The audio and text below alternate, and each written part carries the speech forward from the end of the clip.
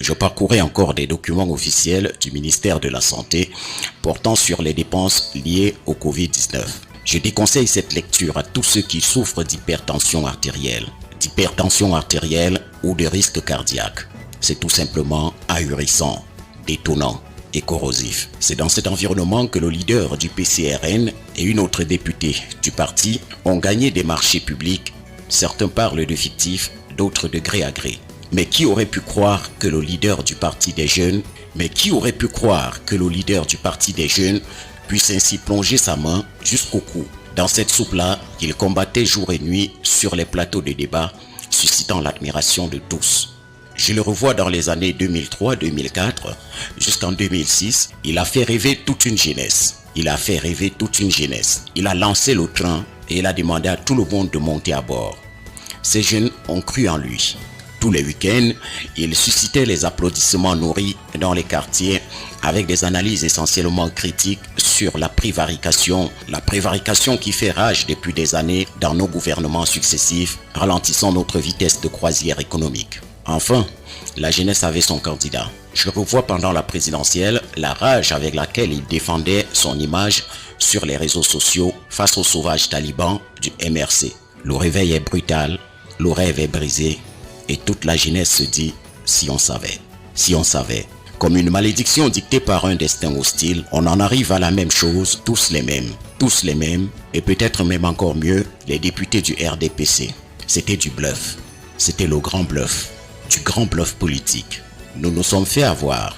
Je me dis, si je savais. Je ne parlerai pas de l'autre, sa collègue pour qui devenir députée compétente consistait à insulter tout le monde, la CRTV et parfois même les baloches de tout le gouvernement. Hier soir, j'ai failli avoir une crise cardiaque en lisant les commentaires et les réactions sur les réseaux sociaux. Car j'apprenais alors que le leader du PCRN, leader du mouvement 11 millions et sa collègue députée ont gagné des marchés du Covid-19 sur les 135 millions du FMI.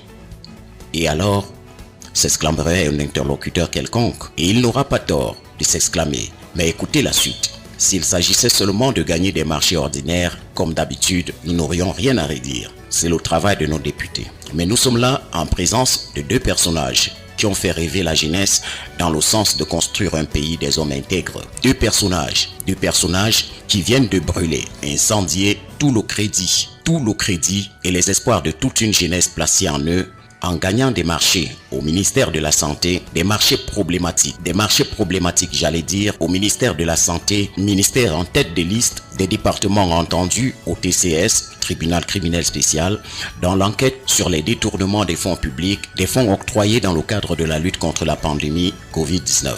Le leader du PCRN et sa collègue ne diront pas qu'ils ne savaient pas, car c'est bien écrit en tête de tous les documents. Juste des questions comme ça.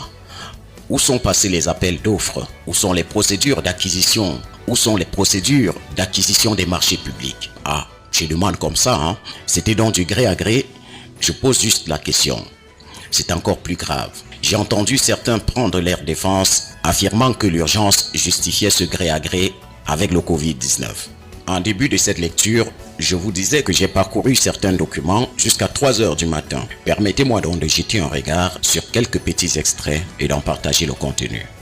Tous sont dénommés marché spécial. Marché spécial. Pourquoi spécial? Nous ne le saurons certainement jamais. Marché spécial numéro 097/2020, etc., du 24 juillet 2020. Acquisition du matériel médical, 61 250 000.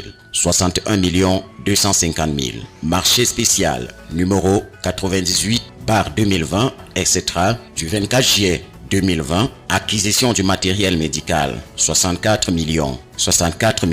Marché spécial numéro 099/2020, blablabla, du 24 juillet 2020. Acquisition du matériel médical, 60 400 000. Marché spécial numéro 100/2020, etc., du 24 juillet 2020, acquisition des subblouses de travail, 60 millions de francs CFA pour des blouses de travail. Mais ça alors, non seulement ils ont dû habiller Jésus-Christ en personne, mais aussi le Cameroun tout entier. Alors là, ça se comprend. Vive notre développement, chacun pour soi, Dieu pour tous, même si c'est dans le sang du peuple. Allez, à très bientôt.